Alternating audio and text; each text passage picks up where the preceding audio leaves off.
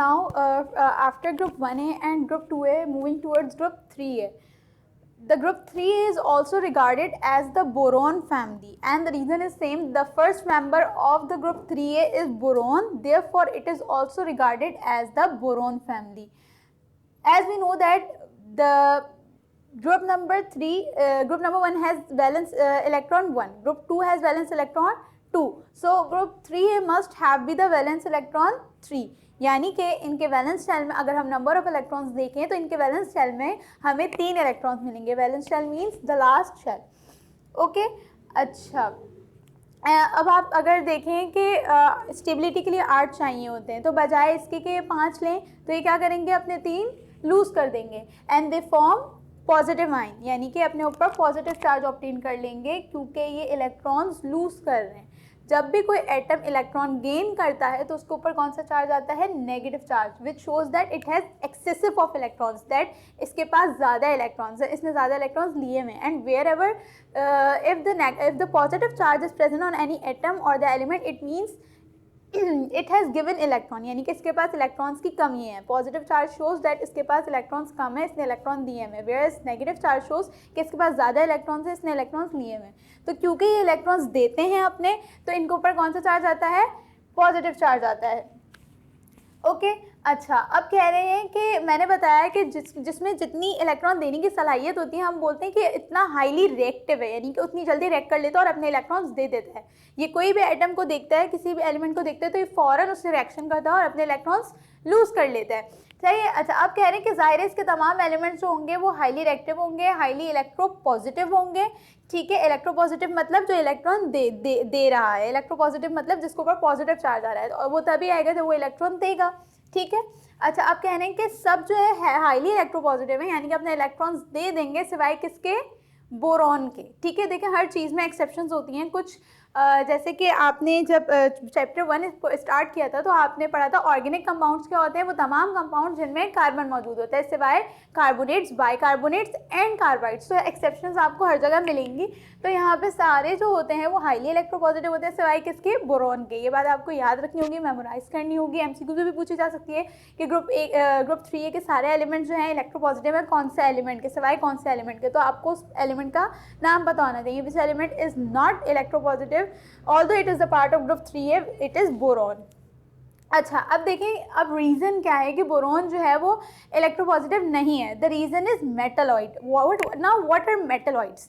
Metalloids are such compounds और such elements which have the characteristics of both metal as well as non metal. Now आपको पता है metals क्या होते हैं, इलेक्ट्रोपॉजिटिव, जो कि अपने इलेक्ट्रॉन देने की सलाहियत रखते हैं. और अभी तक हम ग्रुप 1A से जितने भी एलिमेंट्स पढ़ते आ रहे थे वो मेटल्स थे, क्योंकि वो इलेक्ट्रोपॉजिटिव थे, अपने इलेक्ट्रॉन लूज़ कर रहे थे. अब ग्रुप 3A में भी सारे एलिमेंट्स इलेक्ट्रोपॉजिटिव ही हैं सिवाय बोरॉन के, क्योंकि उसकी नेचर ऐसी है कि अल्लाह ताला ने उसमें कुदरती मेटल्स वाली कैरेक्टरिस्टिक्स भी डाली हैं और नॉन मेटल्स वाली भी डाली हैं. तो यानी कि वो इलेक्ट्रोपॉजिटिव तो होगा, लेकिन अप टू सम एक्सटेंट, यानी जितने सारे हैं बाकी एलिमेंट्स से उतना नहीं होगा, क्योंकि बाकी एलिमेंट्स तो प्योरली मेटल्स है ना, उनमें नॉन मेटल वाली कोई भी कैरेक्टरिस्टिक है ही नहीं. इसमें नॉन मेटल वाली कैरेक्टरिस्टिक्स भी नहीं, जब भी इसमें एक्सेप्शन भी आई है. और ऐसे एलिमेंट्स जिनमें दोनों कैरेक्टरिस्टिक्स पाई जाती हैं, मेटल्स की भी और नॉन मेटल्स की भी, उन्हें हम मेटलॉइड्स बोलते हैं. Now the number of elements present in the group 3A are barium, aluminium, gallium, ion and Ti. ठीक है, these are the members of the group 3A. Now moving towards the group 4A, which is also regarded as the carbon family, and the reason is same. The first member of the group 4A is carbon, therefore it is also regarded as the carbon family. Okay, now the main thing which we have know that the valence shell, यानी कि इनके आखिरी shell में कितने electrons हमें मिलेंगे, 4 मिलेंगे, क्योंकि ये कौन सा ग्रुप है, 4th ग्रुप है. जो ग्रुप नंबर होता है वही उसके नंबर ऑफ वैलेंस इलेक्ट्रॉन्स होते हैं. अच्छा, अब मुझे यहाँ बताएं कि इसको अपना ऑक्टेट कंप्लीट करने के लिए कितने इलेक्ट्रॉन्स चाहिए होंगे. देखिए, 8 होते हैं ना वैलेंस शेल में, 4 तो ऑलरेडी इनके वैलेंस शेल में हैं. अब इन्हें अपना ऑक्टेट कंप्लीट करने के लिए 4 ही चाहिए. तो देखें, अब यहाँ जो है कंपटीशन टफ हो गया. यहाँ पे क्या था कि चाहिए ज़्यादा थे, और तो हमने सोचा कि अब हमें इतने चाहिए तो हम इससे बेहतर हम लूज़ कर दें. अब यहाँ पे जितने हैं उतने ही चाहिए, तो यहाँ पे ये लूज़ नहीं करेगा, तो ये अपनी it will do their all possible efforts to gain that 4 electron, क्योंकि 4 ही लूज़ करने हैं. जब 4 ही लूज़ करने हैं, इससे बेहतर 4 गेन क्यों ना कर लें. तो ये इनमें क्या होता है, देखें इनमें होता क्या है, अब गौर से सुनिएगा. इनके कुछ मेंबर्स लाइक इन्होंने दो एग्जाम्पल दी हुई है, silicon and germanium. What they will do, they will form covalent compounds. Now what are covalent compounds? Such compounds which have covalent bonding in them are called covalent compounds. Now what is covalent bonding? देखें covalent bonding क्या होता है, इस तरीके की bonding, इस तरीके का इलेक्ट्रॉन ट्रांसफर दो एटम्स के दरमियान जिसमें म्यूचुअल शेयरिंग हो रही हो. म्यूचुअल शेयरिंग समझते हैं, देखें आपने अक्सर फेसबुक पे भी सुना होगा म्यूचुअल फ्रेंड्स, जो कि दोनों के होते हैं.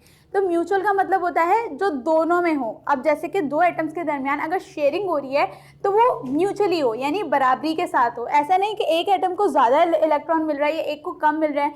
तो यानी कि जैसे कि फॉर सपोज सिलिकॉन है या जर्मेनियम है, इसके पास आने वाला कोई भी एटम या एलिमेंट जो आया उसके पास भी 4 इलेक्ट्रॉन है.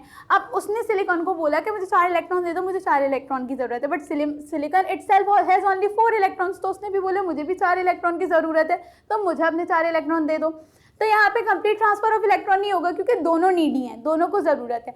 तो इन सच केस, ऐसी कंडीशन में जब दो आने वाले एटम्स की सिमिलर वैलेंसी हो और दोनों को सिमिलर ज़रूरत हो, तो उनके दरमियान फॉर्म होने वाला बॉन्ड जो होता है वो कोवेलेंट बॉन्ड होता है. यानी कि उनके दरमियान जो इलेक्ट्रॉन की शेयरिंग होगी वो म्यूचुअली होगी, बिल्कुल बराबरी के साथ होगी. तो इस तरीके की जो शेयरिंग होती है वो, इस तरीके की जो बॉन्डिंग होती है वो कोवेलेंट बॉन्डिंग कहलाती है. और उसके नतीजे में जो नए बनने वाले कंपाउंड्स बनते हैं उन्हें कोवेलेंट कंपाउंड्स बोलते हैं. तो कहने के ग्रुप 4A में जो एलिमेंट्स होते हैं वो कोवेलेंट कंपाउंड्स बनाते हैं, यानी कि म्यूचुअल शेयरिंग के साथ इलेक्ट्रॉन शेयर करके कंपाउंड्स बनाते हैं, जब भी इनके कंपाउंड्स को कोवेलेंट कंपाउंड्स बोलते हैं. लेकिन इसके भी तमाम मेंबर्स ये नहीं करते, ये रूल फॉलो नहीं करते. जो मेंबर्स करते हैं उनकी एग्जांपल देती, जैसे कि silicon and germanium, they will form the covalent compounds. Okay, whereas Sn and Pb, lead and Sn क्या करते हैं, इनकी जो वैलेंसी होती है वो वेरिएबल होती है, यानी कि कोई एक कांस्टेंट वैलेंसी नहीं होती, डिफरेंट वैलेंसीज होती हैं. इनकी डिफरेंट नंबर ऑफ इलेक्ट्रॉन देते हैं एंड लेते हैं. अच्छा, अब इनके डिफरेंट एलिमेंट्स की कैरेक्टरिस्टिक्स बताई हुई हैं. They all not are the same, सारे मेटल्स नहीं हैं, सारे नॉन मेटल्स नहीं हैं और सारे मेटलॉइड नहीं हैं. अब कौन से मेटल्स हैं, कौन से मेटलॉइड हैं एंड कौन से नॉन मेटल्स हैं, वी विल डिस्कस. देखिए, सबसे पहले carbon, the first member is non metal. Non metal means which is electronegative. It means it does not give its electron, it will take electron. तो carbon क्या करता है, अपनी हर possible कोशिश करता है कि अपने 4 इलेक्ट्रॉन दे ना, बल्कि 4 इलेक्ट्रॉन ले ले और अपना ऑक्टेट कंप्लीट कर दे. Therefore it is regarded as non metal, means electronegative. It will get negative charge, यानी कि इलेक्ट्रॉन ले लेगा, देगा नहीं. Whereas silicon and germanium are metalloids. अभी मैंने बताया कि सिलिकॉन और जर्मेनियम क्या करते हैं, कोवेलेंट कंपाउंड्स बनाते हैं म्यूचुअल शेयरिंग से. यानी कि देखें, आर या पार नहीं हो रहा है यहाँ पे, या तो दे नहीं रहे या तो ले नहीं रहे, शेयरिंग कर रहे हैं. तो इनके पास दोनों कैरेक्टरिस्टिक्स हैं, मेटल की भी नॉन मेटल की. Therefore they are regarded as metalloids. Whereas the Sn and Pb are metals. Metal means they are electropositive, यानी कि ये वो 4 इलेक्ट्रॉन लेने के बजाय क्या करेंगे, अपने 4 इलेक्ट्रॉन दे देंगे. यानी कि ये कंपटीशन टफ नहीं होने देते, अपने 4 इलेक्ट्रॉन लूज कर देते हैं. Therefore they are metals और इलेक्ट्रोपॉजिटिव. तो ये आपको याद रखना पड़ेगा कि ग्रुप 4A में कौन से मेटल्स हैं, कौन से नॉन मेटल्स हैं और कौन से मेटलॉइड्स हैं. ये बात MCQs वगैरह में पूछी जा सकती है. ओके, नाउ जैसे कि हम पढ़ते आ रहे हैं, ये बात याद रखिएगा कि डाउन द ग्रुप, यानी कि पहले से मेंबर से लेके दूसरे मेंबर तक, देखें ग्रुप्स यूँ होते हैं और पीरियड्स यूँ होते हैं.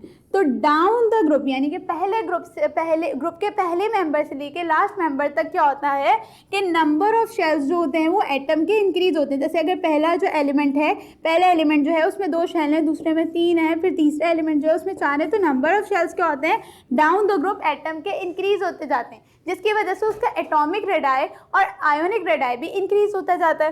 तो ये बात आपको याद रखनी पड़ेगी कि down the group, either it is group 1, group 2, group 3, group 4 और group 5. डाउन द ग्रुप जो होते हैं वो नंबर ऑफ शेल्स इंक्रीज होते जाते हैं, जिसकी वजह से उसका आयोनिक रेडाई या एटॉमिक रेडाई भी इंक्रीज होता जाता है. तो ये सिंपल कैरेक्टरिस्टिक है, आपको याद रखनी पड़ेगी.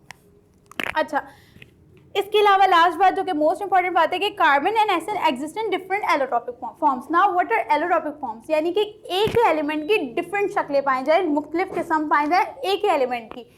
लाइक कार्बन है वो एक ही शक्ल में, लाइक सॉलिड फॉर्म में ना पाया जाए, उसकी कोई और भी शक्ल पाई जाए, तो मैं कहूँगी कि ये कार्बन की एलोट्रॉपिक फॉर्म है. तो एक ही एलिमेंट की अगर मुख्तलिफ शक्लें पाई जा रही हैं, मुख्तलिफ शेप्स में वो पाया जा रहा है, so I can say that it is the allotropic form of that specific element. Now the members of the group 4A are carbon, silicon, germanium, lead and Sn. So this was all about the group 3A and the group 4A. Group 3A is regarded as the boron family and the group 4A is regarded as the carbon family. Thank you.